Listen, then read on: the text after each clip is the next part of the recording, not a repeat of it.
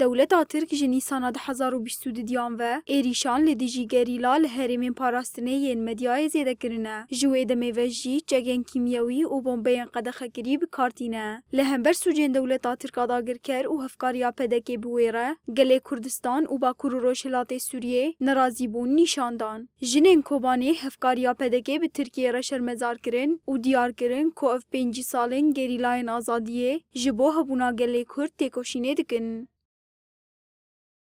هانا کو ویکاری دکن کسان هانا کو خیانت دادن مشاندن مگوت و کی پته که دستی خاک کردن دستی دشمن ایریشی سر گریلان آزادی دکن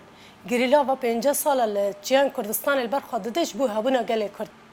ایوش براستی یعنی امدکانن جارنا گوتن درد که انت دنی اند بجین یک بونا کردا وره چه کرده مثلا انو گله کرد یک بونا خود چه بکی دشیدلگا دجلا دا یک بون هاتی چه کرده یک بونا گله کرد هاتی آوا کرده هاتی چه کرده شهیدلگا دجلا مگوت مینا کویا که شهیدن جپیکاتین عرب کرد سریان ارمن ج کسایت بیانی هاتنه دنیو دجی خاگرتنه و شر کرنه جبوی آزادی انسانیت مروحی شهید بونه لبه داره هاتی آوا کرن یعنی کسین کو مخابن خیانت ایجاد کن امن کام بجنه و کس نکو مری بره یک وین چه بکه Jinên Kobanê gotin enekesê jî hevkarên kiryarên Dewleta Tirk dagirkere û bi hev re planên qirêj datînin.